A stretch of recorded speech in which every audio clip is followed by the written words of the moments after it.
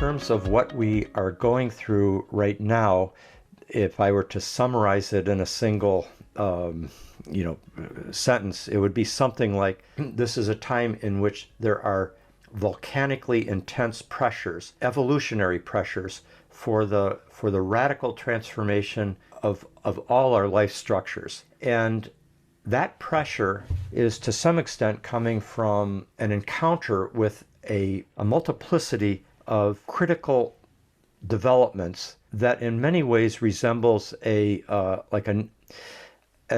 spiritual emergency or an initiatory crisis in a rite of passage, or a near-death experience. Your invaluable project on the level of supporting men in their process of becoming more whole. That's such a crucial part of this overall challenge that we're in.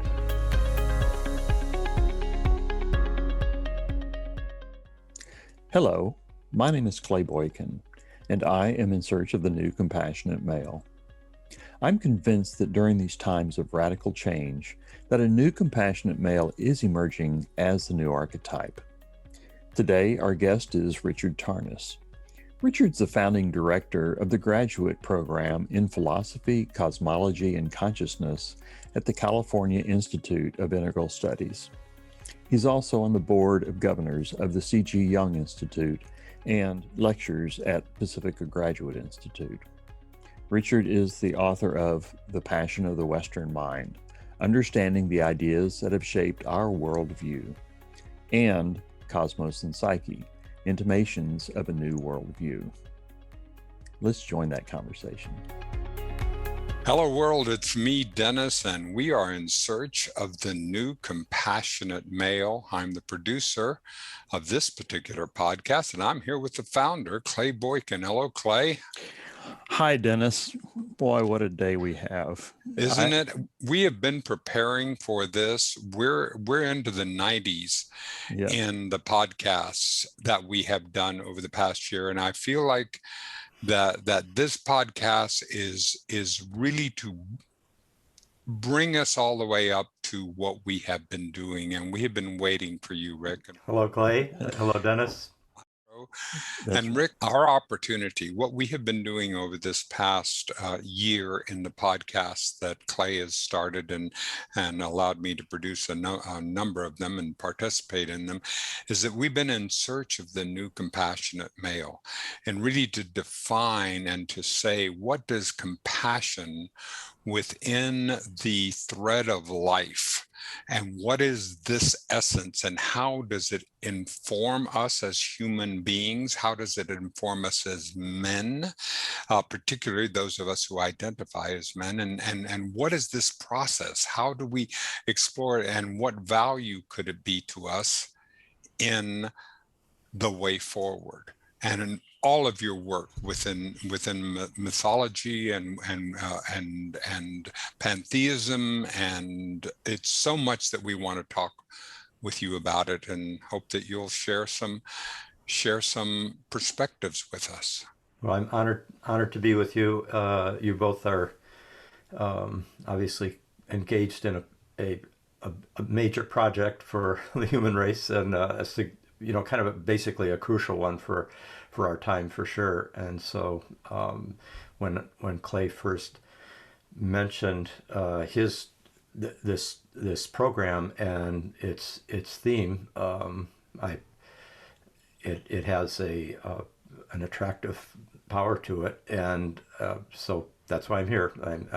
Anything I can contribute to any of us becoming a little more compassionate, I'm happy to help with. Well, thanks for that. Like Dennis said, we've spent this last year talking with women and men all over the world. I think we're up to podcast 93. And the consistent theme, as we are in search of, I really believe that a new male archetype is emerging in the midst of all the chaos that's happening in the world. And it just keeps coming back over and over and over again, said different ways, sometimes the same way. It comes back, yes, there is this current out there.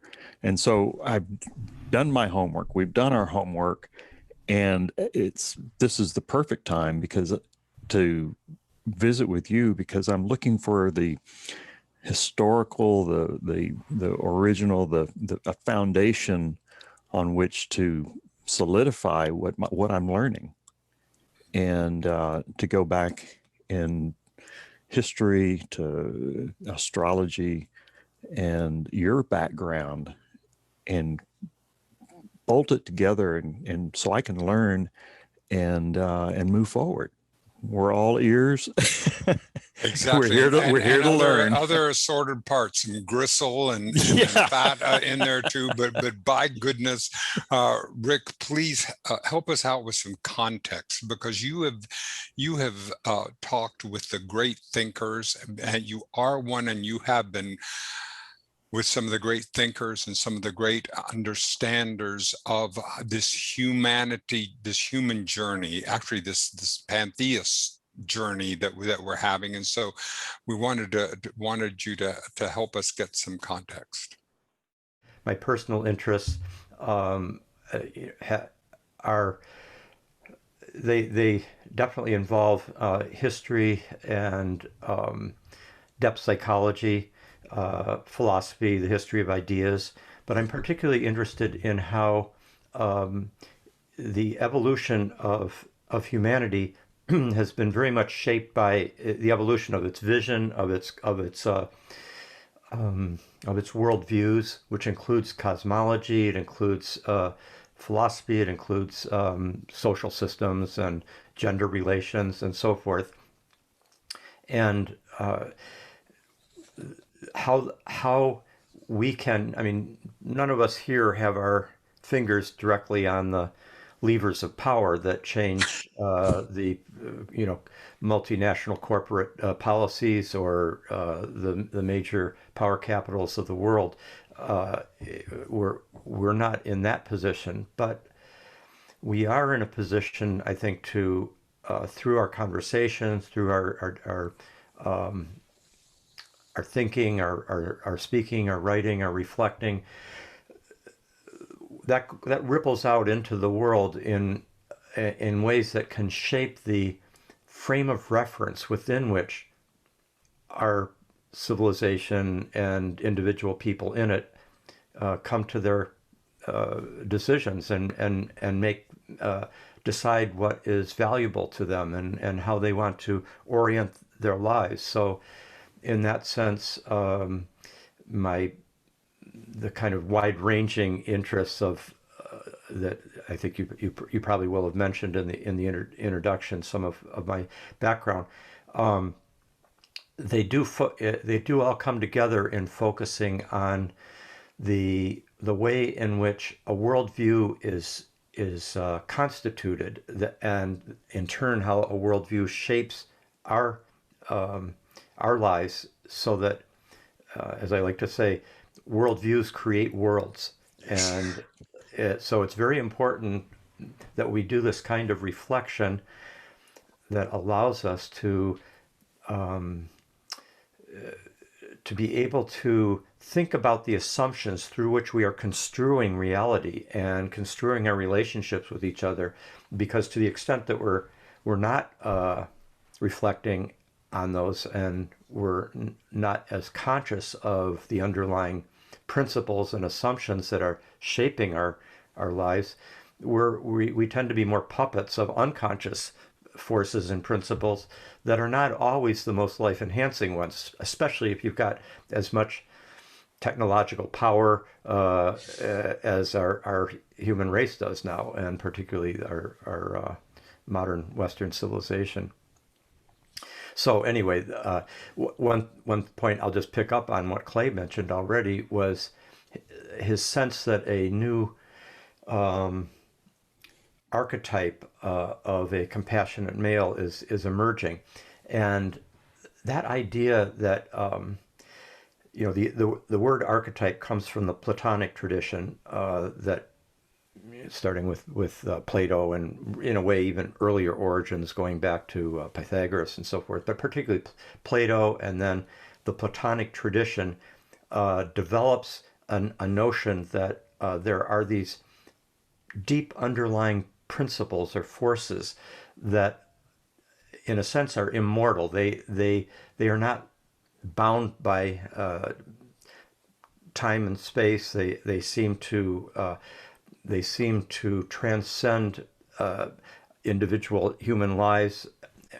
In the ancient imagination, they were experienced as gods and goddesses quite vividly. But when Plato came along, he began to see these as deep kind of cosmic ontological principles that shaped reality, so that all males, for example, whatever species, were seen to participate in an archetypal principle of maleness, and same thing with the female, and or that anything that is beautiful in this world is beautiful because it participates in archetypal beauty with a capital B, like the very principle of the beautiful. But the reason I bring up Plato here is that, unlike what Clay was implying, Plato had this sense of the archetypes as being timeless principles that were unchanging compared to the changeable world that we live in. And in fact, he had a pretty sharp sense of the distinction between living inside a cave of shadows and where we think the only reality is this reality of change and mortality and so forth, and what he saw as the philosophical vision that opens up when you leave the cave and come into the archetypal light and see the immortal, changeless, transcendent and divine realities that are out there. And what I think in the long evolution of our understanding of archetypes that have happened over the last 2,500 years, we've come to see that, yes, there is a level at which they are unchanging, but there's another level at which they can go through an evolution that we human beings, or any species, but human beings are in a particularly autonomous kind of role in relationship to them, that what changes we make through our will, through our insight, through our courage and so forth, changes that we make in the course of our lives can feed back into an archetypal reality that the human species is carrying, what Jung called the collective unconscious, the archetypal psyche, and that therefore it's incumbent upon us to kind of recognize that we have a responsibility for the future, that the archetypes aren't fixed forever. And as a matter of fact, when you come down to the masculine and feminine, they tend to be very much culturally specific. They take very different forms in different cultures and different eras.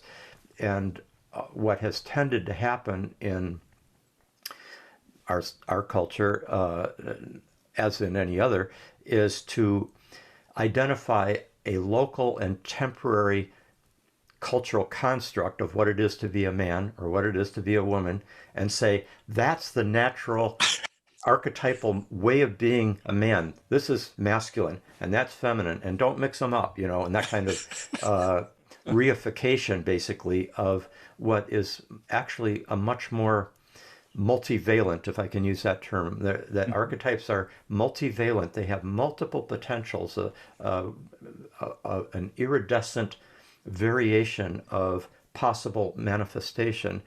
And it's up to us in many ways to evolve the most life-enhancing expressions of whatever, whether we're talking about ways of loving or ways of acting, ways of being in relationship to each other. The more consciousness and compassion and courage we can bring to our lives, then you actually can have an effect on changing the underlying kind of substructure that the next generation is going to enter into as its given, as its background. Well, I so appreciate what you're saying, and Too.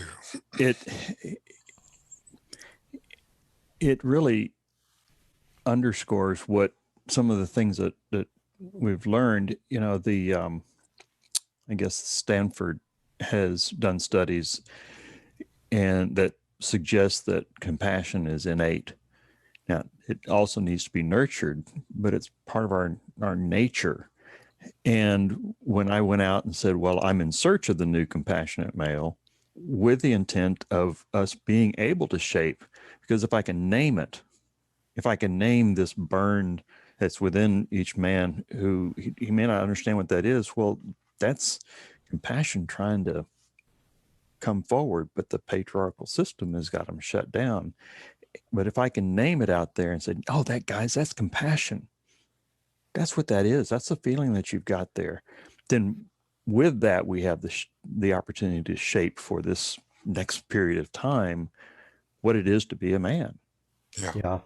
Naming it as you have Naming it is so important, because to give a name is an articulation that allows it to come to our awareness, and it empowers it by articulating it. Rick, let me ask this question.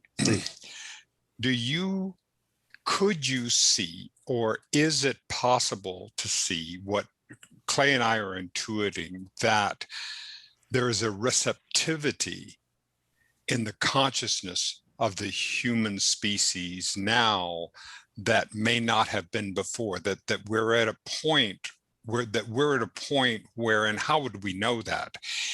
If we were receptive to these concepts and receptive to that, like falling on fertile soil, that the soil has been moving, that we at the particular time in our species have that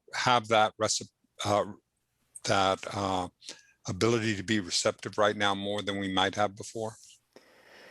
Yeah, I think that is the case, and of course, whenever there's an emergence of among many people, where there's an emergence of a change, a new mode of being that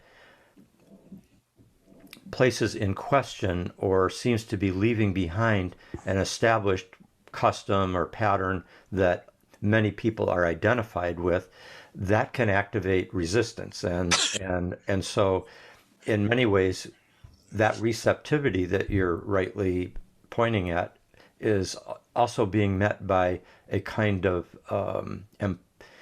intensified resistance and more atavistic tendency to hold on to the past and make a more determined effort to suppress this emerging shift that feels threatening to certain people's identity. And when that happens, we all protect our identity as, in certain ways, the most precious thing about us, and so we protect it as if with our life. And of course, then that can activate when a person's identity is being threatened by, let's say, a post-patriarchal way of being. Then those who have built their entire identity on a patriarchal construct can push back and be triggered. And it can be quite intense or ugly and so forth. But the question that you're bringing up is a good one, and a deep one, because it has to do with, first of all, is there a greater receptivity now, which I agree that there is, and then the question is, well, why exactly? What has happened that this would be taking place now?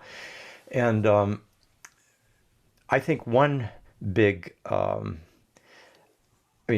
over the last, let's say particularly like the last 250 years, since the late 18th century, on a number of fronts, there has been a powerful emancipatory impulse that's been at work in feminism, in abolitionism, civil rights movement, uh, anti-colonialism, and so forth, where there's been an impulse to basically claim or reclaim the dignity of all individual human beings.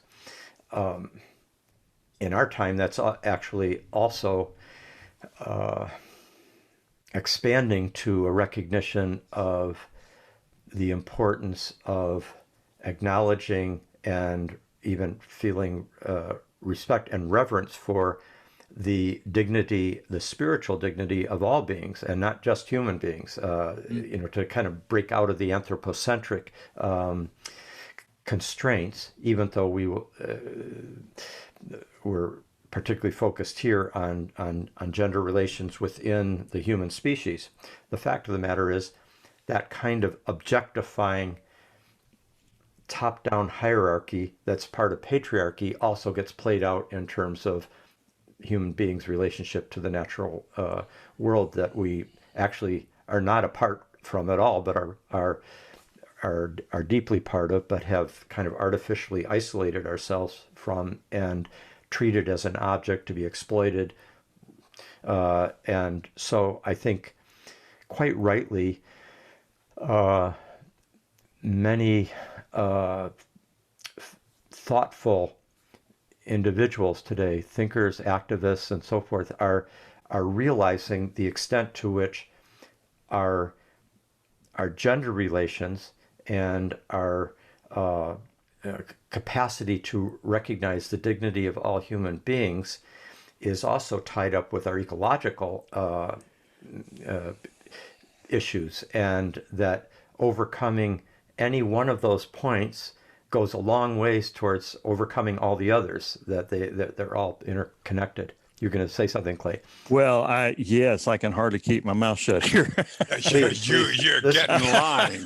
This is a conversation. Well, your friend and colleague, Will Keepin, I've had the opportunity to work with him and with That's Cynthia. His 70th birthday yesterday. We celebrated. I know. I was on the call too. I was on the call too. Yeah. Well, his 29 years working with Gender Equity and Reconciliation International, 10 countries and thousands of people who've been impacted. That was one of the first things. Yes. That was one of the first things that when I began, collaborating with them, that he said, we heal the relationship between the wounds. If we heal the woundedness between women and men, then we'll heal the planet. That's the basis of that. And that's what I'm hearing you say. Yeah, one can't do one without the other. Right. They're the same psychological structures that are at work, and the moral self-overcoming that is involved in men becoming aware of the patriarchal constraints and injustices that we kind of basically all were socialized in. Those of our, I'm sure each of us probably tuned into an episode of something like Mad Men or something like that, where you could just see in about 10 minutes of one episode the level of patriarchy that was at work in everyday life in our lifetimes, and how much that has shifted in the 60 years since then, or 50 years, whatever it's been, just so that there is some sense of moral progress, of moral evolution that's taken place. But yes, I couldn't agree more. They're so deeply connected, and Will Keepin's, Will and Cynthia's gender reconciliation work, as you say, I mean, in India and South Africa, it's been so. And Will started out as a mathematician, but an ecological activist who was also deeply into transpersonal psychology. Got trained by Stan Grof. That's where he and I met over 30 years ago, working with Stan. So anyway, I'm glad you brought that up. Yeah, you were at the Esalen Institute. That's right. I mean, it was Long actually time. at where Wilt Keepan first met Stan. First met where he and I first met was at a seminar that was held up in Canada at the Hollyhock Institute. But that was a one of you know a one-time thing, or maybe two or three Hmm. times we were up there. But Esalen was the kind of cradle, really, where Stan and I were for. We both lived all through the 70s and 80s and worked there. And he was the God, scholar what a in time. residence, and I began as a student, and then a night guard, and then eventually became a director of programs. But being a night guard was really perhaps the best job of all time for me, because I got to watch the stars at night over the Pacific Ocean, which, in Big Sur, it's wilderness country, so you Yeah. really are away from the city lights. Anyway, And what that's of, getting us off well, topic. I tell you, I want to ask something because if I may, Clay, Please. is to Rick, you did something to me just a while ago that was really important to me because you framed the resistance to this change through the eyes of the people who are needing to defend the patriarchy for their own fear-based places. And it opened up a level of compassion in my heart that while I have heard some of this before and I've done, but the way you framed it, you helped me to open a level of compassion for them that I did not have before.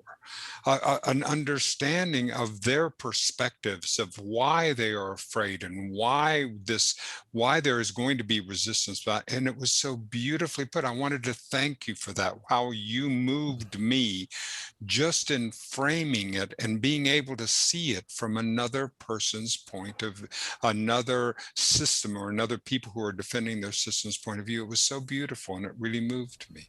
Oh, well, thank you. I'm I think it's definitely one of the challenges that any of us have when we're confronted with people that we deeply, deeply disagree with, or feel that what they're doing is profoundly wrong, or destructive, or cruel, etc. And not it's always a complex challenge that we each have to remain compassionate and at the same time Yeah. willing to confront it, and to also help a person become aware of what may be an unconscious shadow that their light is obscuring. I want to look back at patriarchy in history.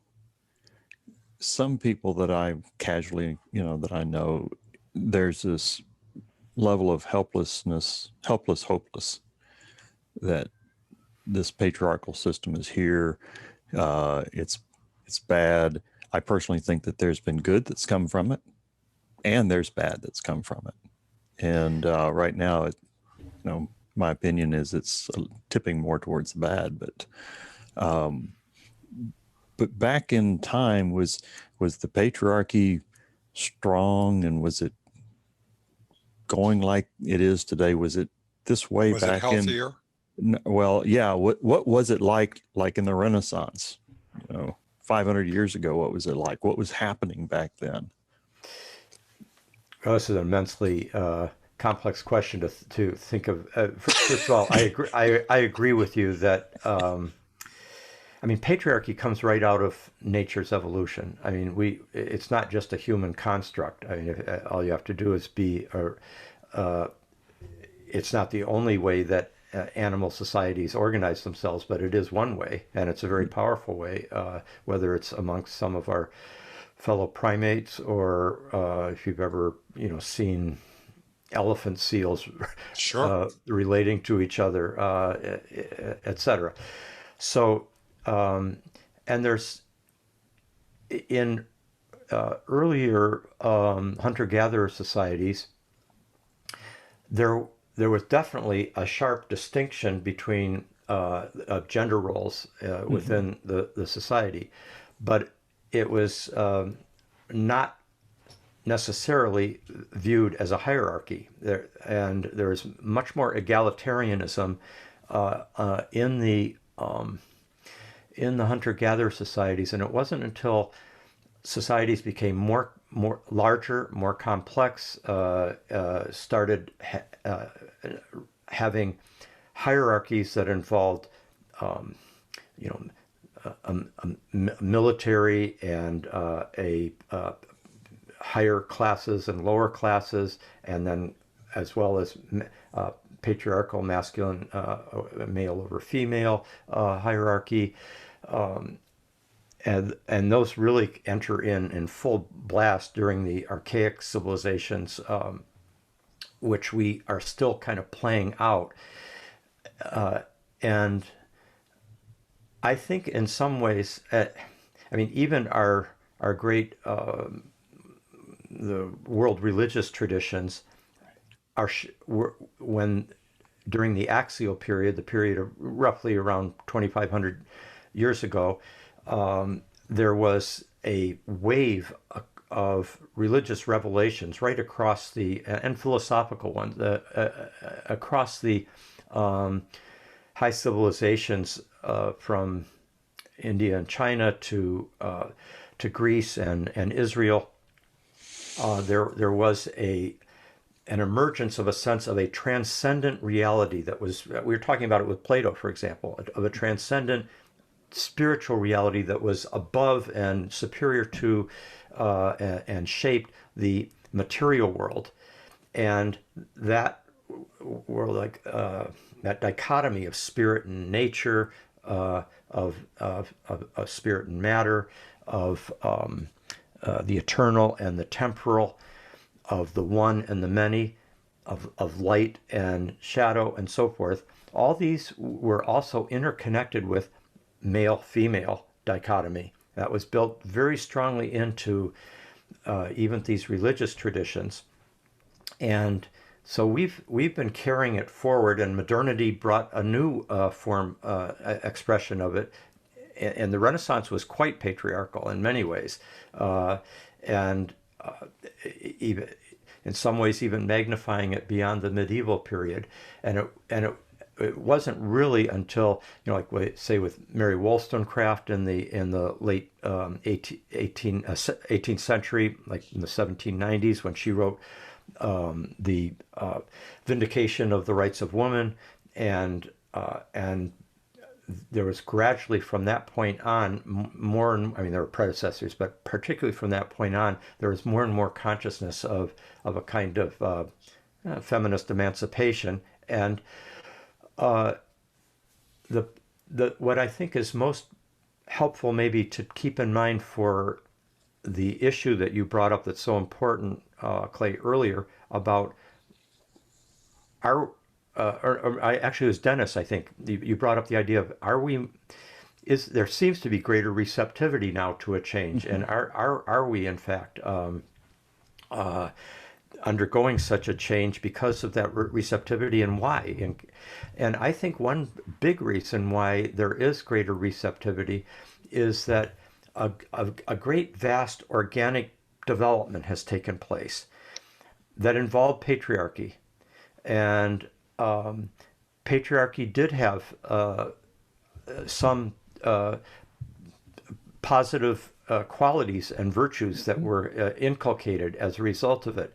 And I mean, even if you read something like Tolkien's Lord of the Rings or something like that, you can see there's simultaneously a dignity and even warrior quality among some of the women in it, but at the same time, it's a patriarchal society, Right? and yet there's real dignity, there's true valor, there's moral courage, there's compassion, that's at work. Nevertheless, I think we're at the end of a long development in which not only patriarchy, but a certain kind of very problematic anthropocentrism and Eurocentrism, and of course white supremacy, which was interlinked with Eurocentrism. It was also interlinked with patriarchy. The sense that European and then European North American civilization carried by whites, carried by males, carried by often like white, highly educated, rational males. That's the top of the pyramid, and that's Right. man at its best. In that kind of pyramid, there's great confidence, that sense in the Enlightenment of progress. Civilization was going to be bringing a brighter, more deeply knowledgeable and more liberated world to the future. And the last 100 years have really profoundly undermined that confidence in a kind of simplistic progress. And it is also, in our relationship to the natural world, exhausted itself. Well, There's you talk about the myth of progress, in your book Cosmos and Psyche and Passions of the Western Mind. You're talking about, and I'm going to oversimplify this, so please forgive me. We're always oversimplifying to try Yeah. to... Well, I tell my guys, when Copernicus, stood up on the table in the bar and said, guys, we got it wrong. The earth rotates around the sun, not the other way around. Wasn't that kind of a turning point in itself? It indeed was. And by the way, he said, I probably should be following the Pythagoreans who said that we should keep such secrets to ourselves so that we're not hissed off the stage. Yes.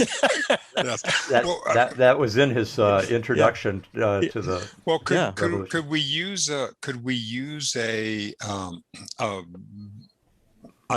Elon Musk analogy, that this is that the patriarchy is the first stage. It got us so far, but it needs to drop. We need to drop and then move to that next. Is that too oversimplified? Yeah, I mean, if you think about all of cosmic evolution as a birthing process, basically birthing many different forms of being, and each of us is a flowering of that. Each of us is an individual participant in this vast cosmic explosion of creativity, to use Brian Swim's way of describing things, Teilhardian kind of.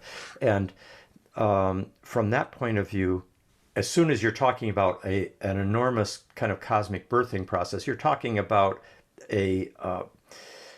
some presence of a divine feminine. But there is a divine masculine too. If there and the whole emergence in biological evolution of sexuality and sexual reproduction is a kind of creative invention of the evolutionary process, where you can almost see the masculine as a kind of invention of the feminine in order to increase the diversity and creativity of the whole. But in certain ways, one can see patriarchy as the birth canal of the great mother goddess in an enormous unfolding process that we are participating in right now. But whenever you have a deep birth, there has to be a dying to an old identity and to the old womb that one has been framed within. And so we're going through a paradigm revolution, which is also, Thomas Kuhn's idea of paradigms is very much like a womb that serves as a conceptual frame of reference within which we evolve until we've gotten to until it no longer fits, till the womb is constricting us, and the birth contractions begin, and the birth contractions involve a dying to the old identity. And so in some ways I think of patriarchy as a kind of structural mold within which a larger cosmic process was working, and we the great challenge for us is to sustain everything that was most noble and most worthy of merit in that tradition, and at the same time embrace this new horizon that's opening up, that would be authentically reciprocal, masculine, feminine, and of course recognizing masculine and feminine in each of us. And one thing I hope we get to before we end is this whole idea of the solar and the lunar Yes. masculine and the solar and the lunar feminine. I was talking. Please. Yes. I was talking with Howard Teich just this morning, and we've been deep in that conversation. And it was on the tip of my tongue as you were saying it. Must have been in the zeitgeist. I mean, right in our morphic field here. Please, I'd love to hear your thoughts on solar lunar. Well, it was Howard, who, as you know, I think you've had him on your program. Yes. And it was about maybe 25 years ago, that maybe even almost 30 years ago, that a friend of both Howard's and mine, who's a Jungian analyst, John Beebe, called my attention to, we were at my school, California Institute of Integral Studies, and we were talking about depth psychology and so forth. And he said, you might be interested in, because I also am very interested in the archetypal symbolism that's in astrology, where you have solar and lunar principles. And he said, you might be interested in how Howard Teich, who was a friend of his, had conceived of this, and I won't replicate what probably Howard has already shared on Please paraphrase. Please do. Please encapsulate it from your perspective. I'm guessing. Yeah, I'm guessing what he would have said just from what it means to you. Yeah. Well, Howard was particularly coming from working as a therapist with men who were recognizing the need to develop this other side of themselves that had been suppressed, that was more relational, that was more in touch with one's emotions, in touch with one's body, had a capacity for tenderness of feeling and so forth. And of course, in the Jungian tradition that is so significant in depth psychology, this would be called the feminine side of the human psyche, or the anima, in men. And he was noticing that his male patients were having a hard time in thinking about that they needed to develop their feminine side. But as soon as he talked about it as developing the lunar side of their masculinity, it kind of liberated them, and from that constraint. And at the same time, of course, we can see in women,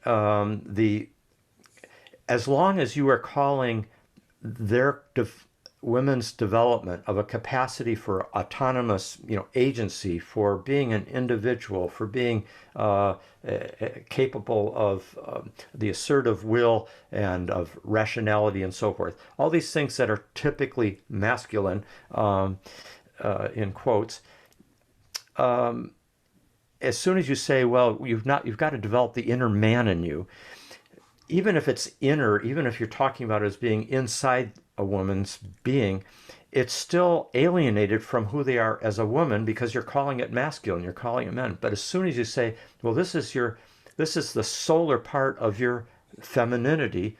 It's a liberation, and so each of us, so the solar has to do with the, just think of the sun alone in the sky. It's an individual. When its light shines, it is just brilliant, but you don't see any of the other rest of the whole. It's very much an individual. It's on its journey. It shines forth, and the lunar principle carries much more the mystery of things, and the night sky and the many stars that are visible, and the deep cosmos, deep space that is opened up.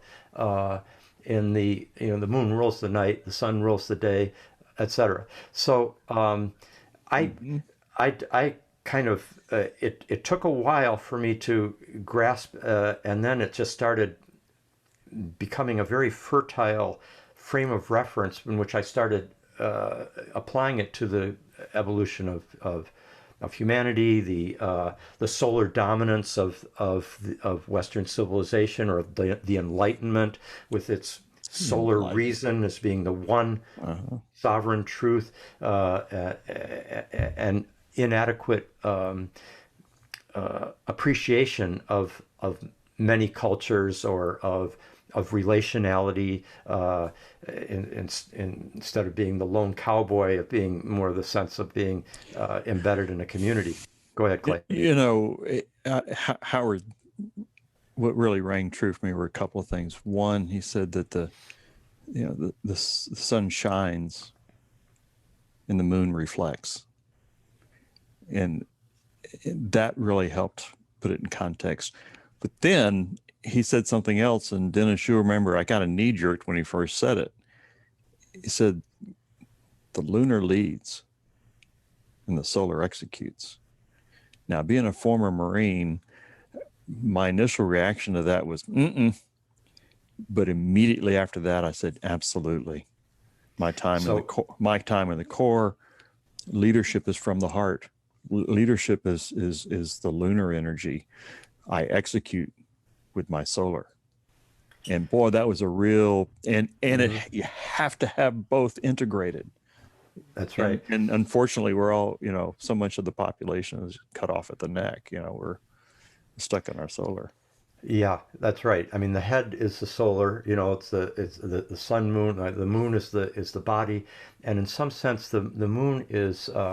This is one of the things that kind of opened up for me in the later years, starting around 2000. I realized, see, in astrology, the sun and moon, there's a patriarchal thing that runs through astrology, and often the moon was called the feminine side of us, and if you're looking at major sun aspects, you were looking at major male figures in one's life, etc. So patriarchy was still running through astrology in many ways. But then I started realizing that the importance that was given to the sun over the moon in astrology, and thinking of the moon as just this kind of satellite of the Earth, it's a much smaller body compared to the brilliant sun. You could see how there's still a certain patriarchal division there. And I suddenly realized that the moon, as soon as you recognize that the sun is the ruler of the day sky, and it's the sun, at dawn, it's the hero archetype, the solar hero that awakens and shines its light, and it divides the day from the night. It shines clarity, etc., and then it goes on its journey of life, and it's our conscious hero's journey in Joe Campbell's terms. Right. But the moon isn't just this inferior, smaller entity.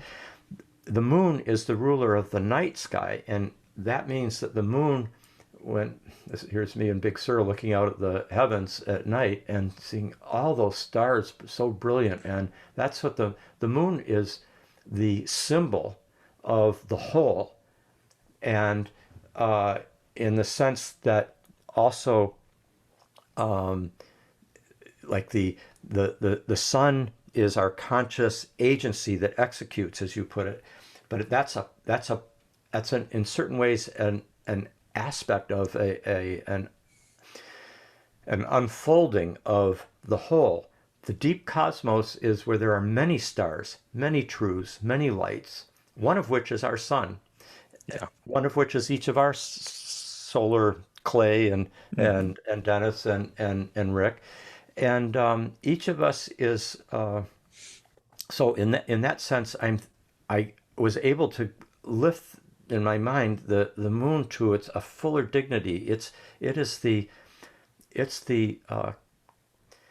matrix of being. And in some sense, when I was talking about patriarchy as like the birth canal, the great mother goddess, I mean the great mother goddess in some sense, if we think of her as the cosmos in its ever evolving process of generation and differentiation into masculine and feminine and so forth, that is a if we think of it in those terms, then we can see that the lunar principle is in some sense leading, shaping. We each as solar individuals are moved by by ideals that we execute according to that are coming out of the whole. They're not just coming out of our own egoic narrowness. Yeah. It just dawned on me, we talk about the sun rules a day. There's times when the moon's out there in the daytime. That's right. Yeah. But there's no time when the sun's out there at night. That's right. It's the moon has a the moon rules a domain that has a more mysterious relationship between light and darkness, between light and shadow. And it has an easier relationship to ambiguity and paradox and complexity, while the sun likes that clarified one truth, Let me. I love that, because that really brings us into that. I mean, that really helps me, Rick, in understanding this this opportunity of why would I want to develop my lunar masculine? What would be the value to me? Because I'm always in it. What's in it for me?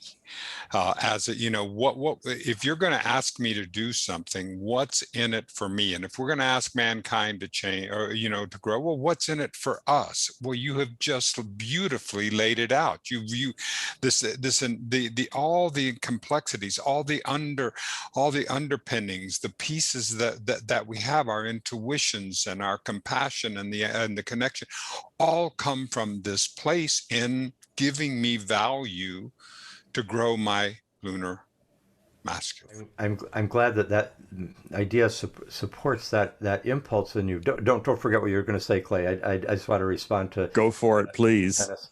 Before I forget, I want to bring up the idea that we can see why this lunar principle was and has been so associated with the feminine. If we look in terms of evolution, our capacity for as human beings for compassion, for love, has biological roots that comes out of our mammalian evolution. And of course, mammal has to do with mammary glands, the milk giving mother to the infant, and it was the beginning of powerful maternal nurture in the relationship of mammalian mothers to their offspring that seems to have provided a kind of biological infrastructure for the long evolution of love and compassion. Not that I'm not a biological reductionist, but we are. But there is a subtle interplay between biological evolution and spiritual evolution, and spiritual. I think in some sense the divine calls us as we are evolving biologically and cognitively and emotionally, empathically, and so forth. And so I think in our time, as to what is the, Dennis, like what is the what is it in it for me? What is the payoff for a man to develop his inner lunar, or his compassionate side, his relational, intuitive, his connection to the whole, to others in that I thou way rather than just I it. I think I had the privilege of raising my firstborn child by myself for most of his first 5 years, and that that was deeply nurturing. I was the oldest of 8 children growing up, and so I also had a lot of experience, with little babies in my life and little younger brothers and sisters. But the a man tenderly holding his child, his baby, being present at the birth if at all possible, but then tenderly being with the child from a very early age is so significant, and that's the lunar masculine at work. It's different than being maternal. It's being paternal, but in a lunar way, in a way that is in touch with the empathic and the tenderness, and so forth.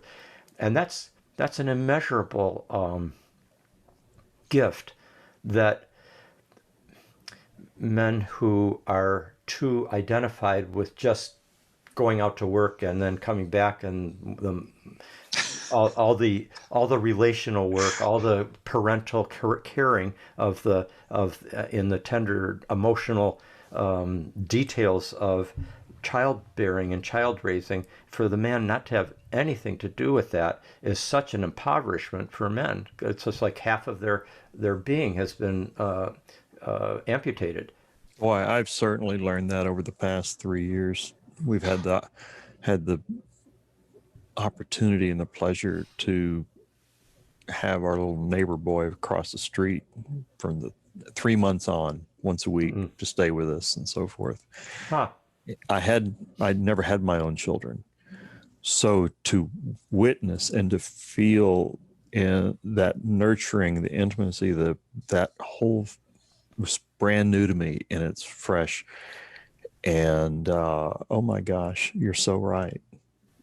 I'm so glad you've had that gift, and if something in you drew towards you that possibility. That there's a neighbor there who has a little child who, and there's perhaps a need that you were there to fill. Yeah. Rick, I want to, something you said much earlier when we were talking about how we might not be the Bezos or Musk or have the captains of industry as they are constructed right now. But I think about a snowflake. What is that last snowflake that starts the avalanche? And you never know when it's going to drop. You don't know which snowflake it is. You don't know what, but it feels to me that's what's happening, that all of us are adding to this, and we will never know when when the shift happens. But had we not been that snowflake, it would not have happened at that time. That's so important. You don't know. And one thing we do know, though, is that nothing is wasted, nothing is lost. Whether it's the smallest interior shift that an individual person is going through in perhaps a husband and wife working through some difficult emotional problem between them, and some shift takes place in terms of mutual understanding, in terms of breaking down the defensive armoring, and there's a kind of psychological and spiritual step that is taken just by these two people in the privacy of their bedroom talking, and something that goes out into the universe.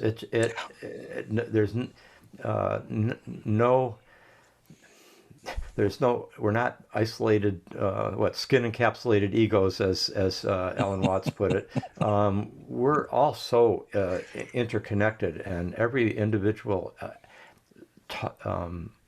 sentence that is spoken, or feeling that is felt, or relational exchange that is undergone is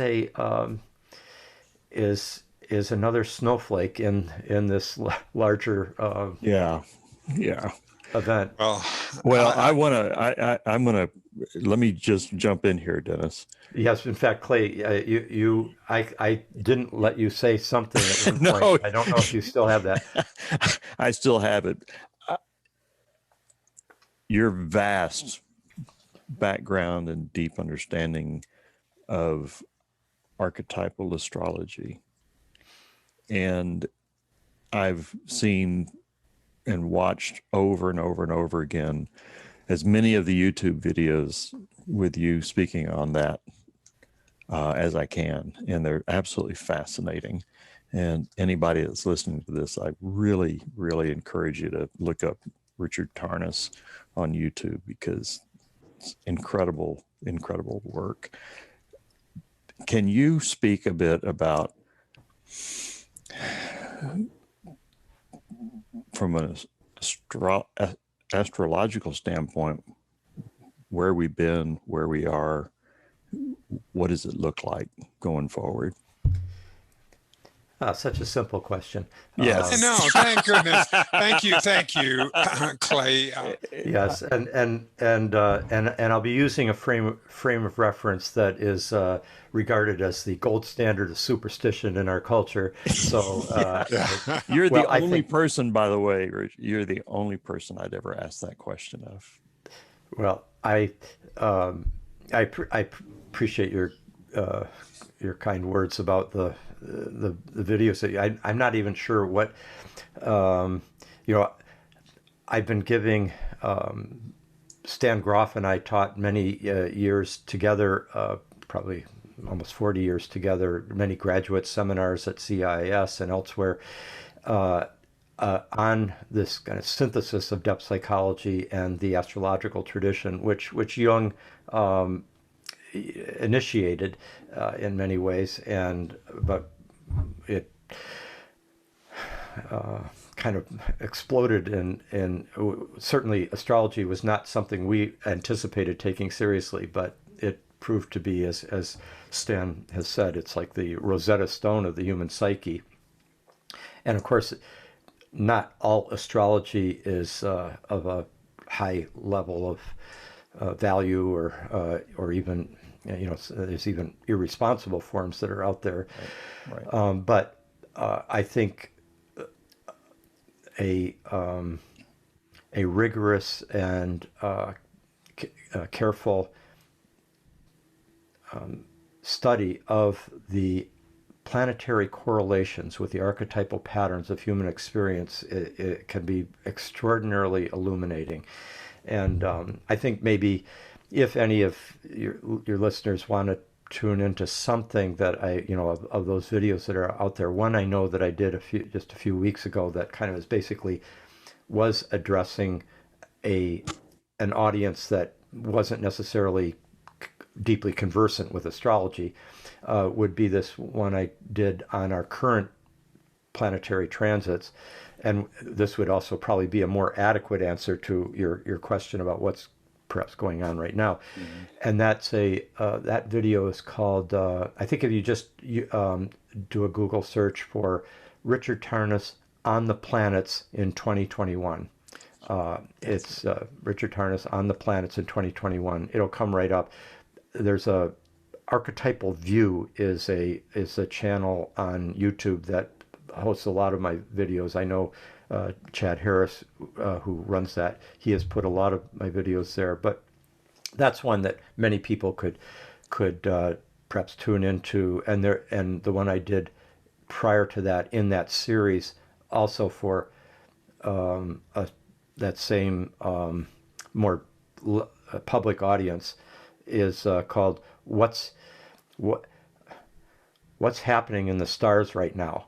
Question mark. Nice. That was a response to getting that question so many times. So I just Yeah. let's just call this one "What's happening in the stars right now?" I've And it watched became both of those. I've savored them. There's Wonderful. thank you. And we'll put links. And Oh of yeah. course, that Oh yeah. anyone that is watching will go ahead and have links. But I Let want me but I let want me to let answer yeah, Clay just before you go on, Dennis, just to do justice Please. or initial justice to Clay's huge question. If we look at, I mean, there's an enormously significant convergence of outer planet alignments that we have been going through over the last few years, and particularly the last 3 years. Things have been, and even the last year, things reached a kind of climax of intense archetypal energies at work, and astrologers saw this coming for years. We knew something was going to happen. It's archetypally predictable. It's not concretely predictable. So you don't know the specifics, but you can tell what the archetypal qualities are that will be constellated in the collective psyche at a given time. My book Cosmos and Psyche is basically devoted to tracking that in history in a way that I think helps make that claim credible. But in terms of what we are going through right now, if I were to summarize it in a single, sentence, it would be something like, "This is a time in which there are volcanically intense pressures, evolutionary pressures for the radical transformation of of all our life structures." And that pressure is to some extent coming from a an encounter with a multiple range of a multiplicity of critical developments that in many ways resembles a like a spiritual emergency or an initiatory crisis in a rite of passage, or a near-death experience. And I mean, we're facing, as a planet, as a civilization, as a species, we're facing mortality in a way. I mean, even prior to the pandemic, in terms of climate change, mass extinction of species, and the human vulnerability to climate change right now, and what this is going to signify over these next decades. That combined with the spiritual crisis of alienation that modernity has helped constellate, socioeconomic changes and collapses of old structures, and political crises, such as certainly our country is still in the midst of. In all these respects, it makes me think of how there is nothing like a near-death experience for its power to reconfigure our moral values, like yes. what we see as important. You have an experience of where you think you might die, or you almost die, or something like that. It is where you really are facing mortality. You come out of it thinking, what do I see as really important in my life? I'm going to reconfigure how I'm living so that I honor those things, because I'm only here for so long, and I realized that a lot of what I was spending my life doing was rather meaningless compared to what I want to be thinking about when I'm on my deathbed. Like, did I really nail that quarterly profit margin? It's not the first thing that's on our head. It's like, how much were we able to express and experience the love in our family and among our friends? How much did I help the earth in one way or another, etc. So I think in some sense both the archetypal, I'm obviously having to be very compressed here and not going into specifics, but the overall picture of a convergence of archetypal energies that is constellated in the collective psyche right now, that is really pushing us through what Stan Grof would call a kind of perinatal crisis, a facing of death and a birthing that's quite dramatic, and you can't, in such an experience, you can't have a pretend near-death experience for it to work. You really, like just like a kind of weekend workshop where you just think that's going to do the job. Everything has to be on the line for one to really sense that quality of moral gravitas. And that's right. What we are as a species and as a civilization going through right now. This is it's no joke, and it's really pushing us to be I mean, here what the two of you are doing in your invaluable project on the level of supporting men in their process of becoming more whole. That's such a crucial part of this overall challenge that we're in, and so each of us is kind of doing our thing as well as we can to support this larger transformation. What I love about about what is happening now, it seems like that when the internet happened, it felt to me as if the synapses of consciousness connected, and that we suddenly, what would it have taken for me to have this conversation with you, Rick and Clay? What would it have taken before we do? But I could have a movement in at a cellular level. I can have a movement of my consciousness, of the growth and shift in consciousness during this time. 20 years ago would not have been possible in the same way that I can have it now. And if I am ripe, I can count that many others are ripe, and that this is happening. And it is lovely. One of the things about you, Rick, that is so deeply moving to me is your inclusivity. And you acknowledge in everything that you say, not just Clay, when you're saying, I want to, we'll go back to that and remember that, or that, but you have worked so hard to acknowledge the entire the cosmos as part of a process of an and gate rather than an or gate that you have, that is just profound to me, Rick. I'm so deeply grateful to meet you at this level and to participate in this conversation. Well, all I can say is that if everything that you just expressed has to be a reflection of who you are, or else you would never have felt it or said it, and so I'm honored by you seeing that part of me, and since we are kindred spirits here, the three of us, and I'm sure the whole community of people that listen to your and watch your podcasts are participants in that as well.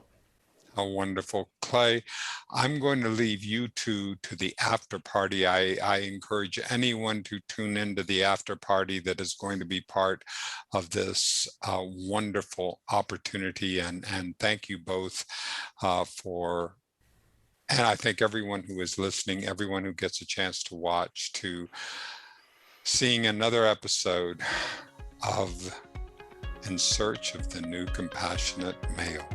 We'll see you next time.